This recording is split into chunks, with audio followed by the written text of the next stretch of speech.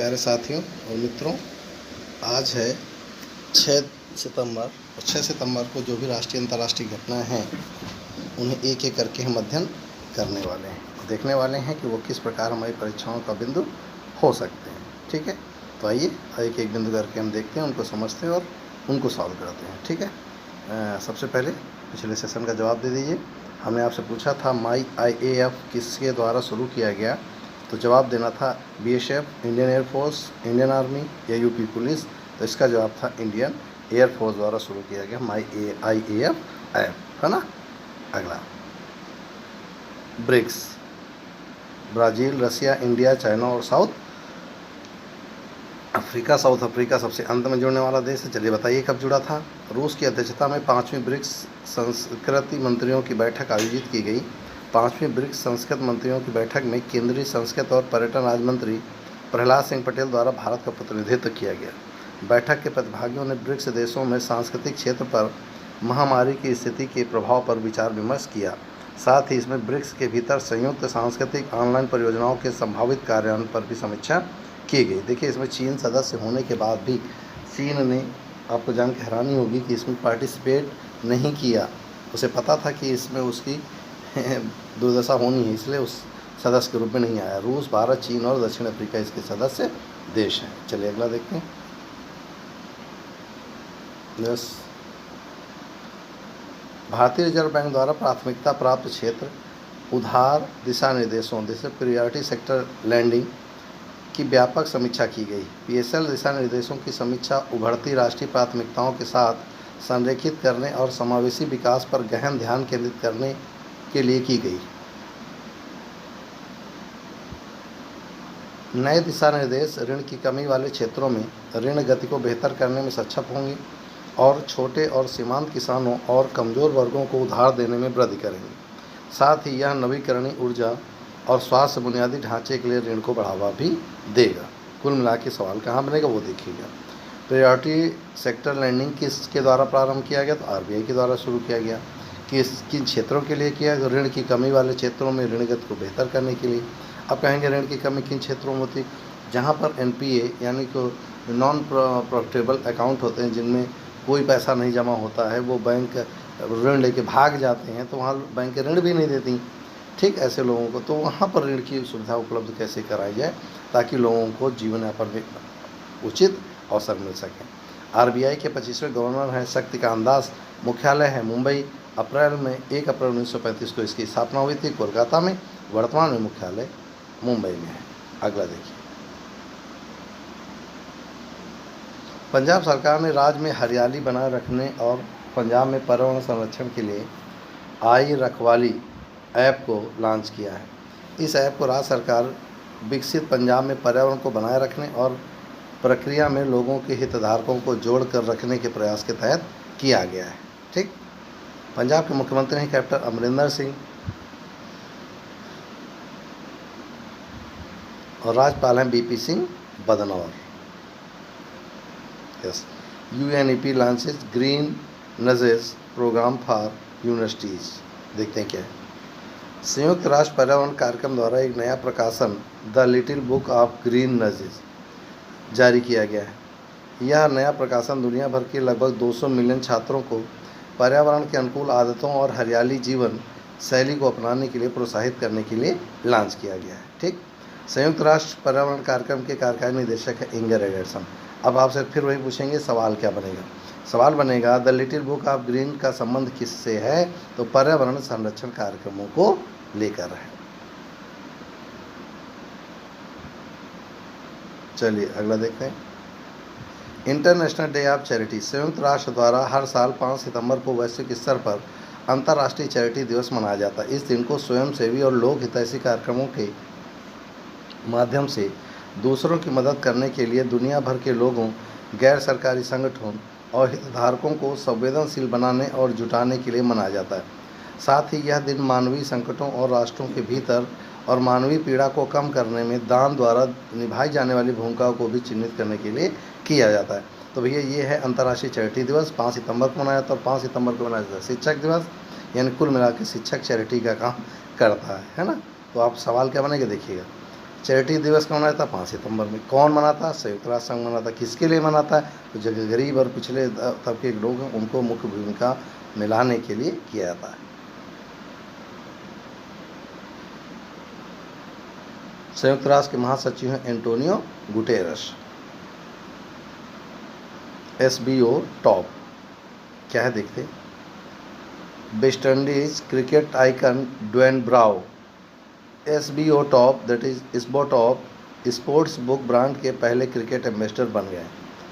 Idol of Man betting group Celton मैन मैक्स ने वेस्ट इंडीज़ क्रिकेटर को अपनी प्रमुख स्पोर्ट बुक के लिए एम्बेसडर को रूप में चुना है। क्या है जरा देख लीजिएगा। आपसे क्वेश्चन पूछेगा SBO टॉप का ब्रांड एम्बेसडर किसे बनाया गया? तो ड्वेन ब्रावो को। किससे संबंधित? वेस्ट इंडीज से। ठीक, नेक्स्ट।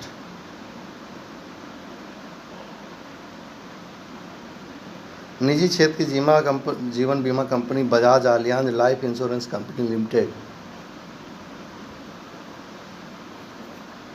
ने बॉलीवुड अभिनेता आयुष्मान खुराना को अपना नया ब्रांड एम्बेसडर बनाया है।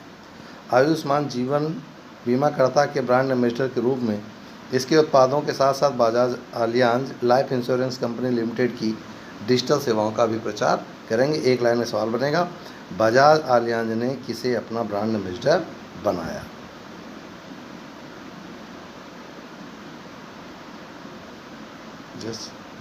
देश भर में छात्रों के जीवन को आकार देने में महत्वपूर्ण योगदान देने वाले शिक्षकों को सम्मानित करने के लिए हर साल 5 सितंबर को शिक्षक दिवस मनाया जाता है।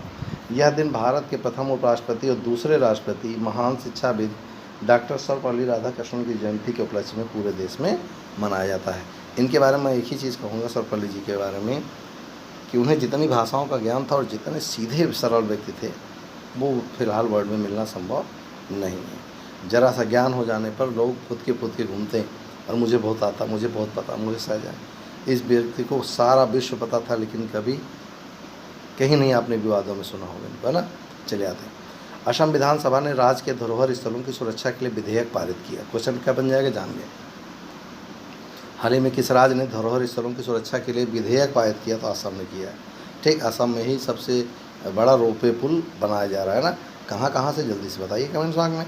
असम के धरोहर स्थलों की रक्षा के लिए विधानसभा विधेयक। एक नवीनतम जानकारी के अनुसार असम की विधानसभा ने अपने राज्य के ऐसे विभिन्न धरोहर स्थलों की रक्षा के लिए एक विधेयक पारित किया है। यह असम धरोहर संरक्षण, परिरक्षण और रखरखाव विधेयक 2020 असम राज्य विधानसभा द्वारा ऐसे मूर्त धरोहर स्थलों की रक्षा, संरक्षण और जीर्णोद्धार के लिए पारित किया गया था जो वर्तमान में किसी भी राष्ट्रीय या राज्य कानून के तहत शामिल नहीं है। इस 31 अगस्त 2020 से शुरू होने वाले 4 दिवसीय विधानसभा सत्र में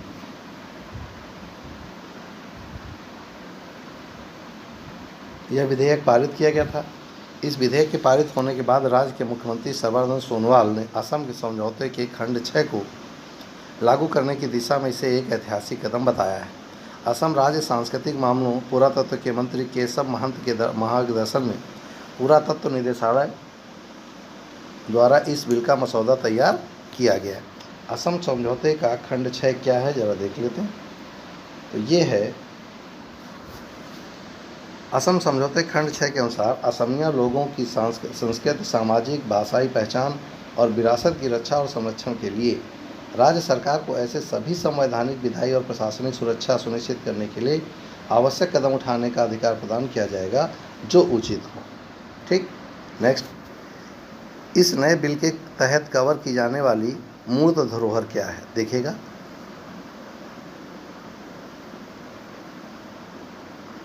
इस समझौते के अनुरूप हाल ही में पारित यह विधेयक राज्य की मूर्त विरासत की रक्षा, संरक्षण और जीर्णोद्धार करेगा। इसमें विभिन्न संग्रहालय वस्तुओं जैसे सिक्के, मूर्तियां, पांडुलिपियां, एपिग्राफ या कला और शिल्प कौशल के अन्य कार्य और स्वदेशी लोगों की सभी सांस्कृतिक कलाकृतियों को शामिल किया गया है। इसके अलावा विरासत स्थल जैसे कि मठ, स्तूप, नामघर, मस्जिद, दरगाह और चर्चों के अलावा पारंपरिक वास्तुकला वाले सामाजिक सांस्कृतिक संस्थानों और बस्ती संरचनाओं के साथ साथ राज्य में बने विभिन्न स्मारकों और उनके परिसरों को भी इस नए कानून के तहत शामिल किया जाएगा। इस विधेयक के प्रावधानों के अनुसार ऐसे सभी धरोहरों को मूर्त विरासत के तहत कवर किया गया है जो कम से कम 75 वर्षों से अस्तित्व में हैं, जो असम प्राचीन स्मारक और रिकॉर्ड अधिनियम 1959 के तहत कवर नहीं है, उन्हें इस कानून के तहत संरक्षित किया जाएगा। ये थी पूरी कहानी, दोबारा पढ़िए, समझ में आ जाएगा। ठीक, अगला देखिएगा, जम्मू और कश्मीर सरकार ने किया जैव विविधता परिषद का गठन। देखिए क्या है, जम्मू और कश्मीर सरकार ने 2 सितंबर 2020 को केंद्र शासित प्रदेश की जैव विविधता की दस्तावेज के लिए एक 10 सदस्यीय जैव विविधता परिषद का गठन किया। यह परिषद स्थानीय शासन निकायों के प्रतिनिधियों की मदद से people's biodiversity register that is PBR बनाए रखेगी। सामान्य प्रशासन विभाग द्वारा जारी एक आदेश के अनुसार यह जैव विविधता किसे कहते हैं, एक ही स्थान पर बहुत सारी प्रजातियों का पाया जाना। राष्ट्रीय परिषद जैव विविधता प्राधिकरण के परामर्श से कार्य करेगी। प्रत्येक पंचायत और नगर पालिका समिति में एक पीपुल्स जैव विविधता रजिस्टर को बनाए रखने की प्रक्रिया भी शुरू की जाएगी। जम्मू और कश्मीर राज्य की लगभग सभी पंचायतों में इस उद्देश्य के लिए बैठकों की एक श्रृंखला आयोजित की जा रही है।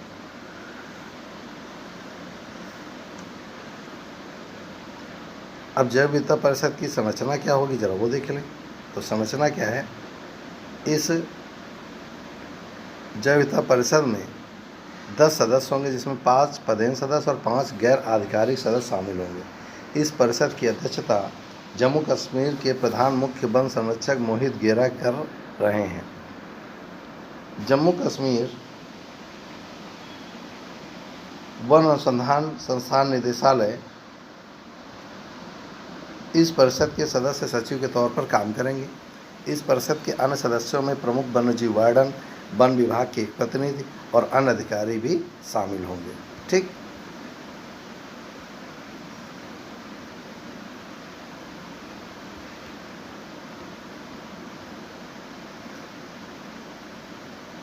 जैव विविधता संरचना, यह भी हमने आपसे देखा, आगे देखेंगे।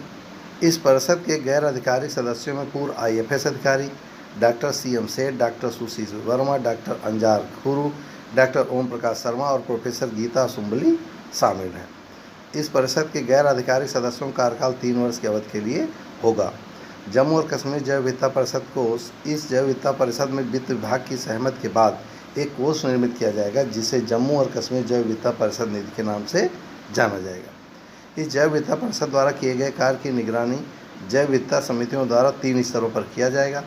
राष्ट्रीय जैव विविधता प्राधिकरण मुख्यालय, जम्मू और कश्मीर जैव विविधता परिषद, पंचायती और शहरी स्थानीय निकाय।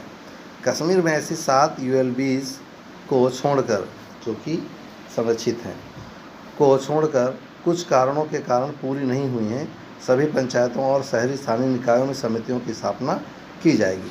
जम्मू कश्मीर के अधिकारी के अनुसार अब उन्हें पीपुल्स बायोडाइवर्सिटी रजिस्टर में केंद्र शासित प्रदेश की जैव विविधता परिषद को पंजीकृत करना होगा और यह प्रक्रिया पंचायत और ULS दैट इज जिनमें अभी चुनाव नहीं हुए हैं पर BMC के गठन के बाद शुरू होगी। ठीक, जो इस जैव विविधता की संरक्षण और टिकाऊ उत्पत्ति का मुख्य स्रोत होगी। ठीक, सवाल क्या बनेगा एक लाइन में, बायोडाइवर्सिटी परिषद कहाँ गठित की गई, इतना पर्याप्त था, बाकी कहानी। निम्न में से मेडबॉट का संबंध किससे है, जल्दी बताइए। मेडबॉट का संबंध किससे है?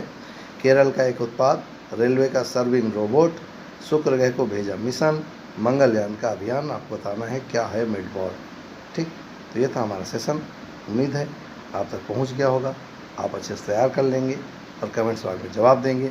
आज संडे है, शाम को लाइव क्लास नहीं होगी, मंडे को लाइव क्लास होगी, फिर अपने समय 7 बजे से। आज फिलहाल इतना ही, मिलते हैं नेक्स्ट वीडियो में नई उम्मीद के साथ, नए जोश के साथ। फिलहाल जय हिंद।